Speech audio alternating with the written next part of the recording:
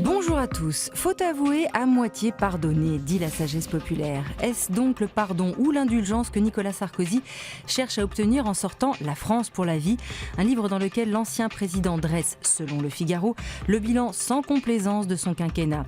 Pour une fois, écrit le journal, Sarkozy fait le point sur ce qu'il a raté. Il revient, entre autres, sur l'épisode du « Casse-toi pauvre con », une bêtise qu'il regrette, ou celle du yacht de Bolloré. Encore aujourd'hui, dit-il, je me demande comment j'ai pu commettre un tel impair. Pour aujourd'hui en France, ce n'est pas un livre, mais une annonce de candidature. Nicolas Sarkozy ne le dit pas noir sur blanc, mais pour Nathalie Chuck, le titre de cet ouvrage Confession, La France pour la vie, est limpide sur ses intentions élyséennes. Sur ce sujet, on sourira un peu en lisant dans 20 minutes les détournements du titre qui circulent sur Twitter sous le hashtag Un titre pour Sarkozy, orgueil et pas jugé, ou encore le très bon « Je suis venu te dire que je mens vrai ». Autre visage masculin, cette fois en une de Libération, celui de Vladimir Poutine. Selon la justice britannique, le chef de l'État russe a probablement approuvé l'empoisonnement d'un ex-espion repenti, mort en 2006 à Londres. Poutine serait un assassin et pour la première fois, c'est un juge qui le dit, écrit Libération. Faire disparaître pour mieux régner, c'est semble-t-il la méthode de Poutine qui serait liée à plusieurs assassinats d'opposants, mais sans que cela n'ébranle l'opinion russe. Côté hebdo, le sujet tendance cette semaine, c'est apparemment l'Arabie Saoudite. La preuve, Le Point fait sa une sur ce royaume qui, entre pétrole et djihad, fait trembler le monde.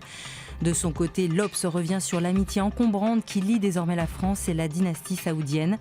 Hollande espérait des retombées commerciales qui sont loin d'être au rendez-vous et l'Arabie Saoudite se révèle au final un allié ambigu et imprévisible qui menace de déstabiliser la région par sa haine des chiites.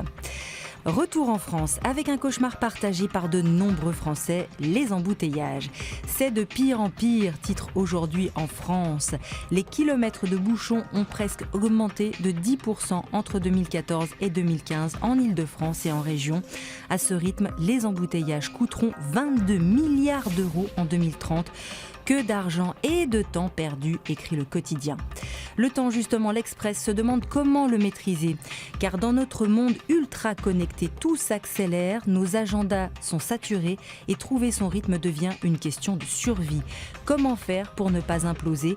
Pour le psychiatre Christophe André, il faut renoncer, accepter de ne pas tout faire.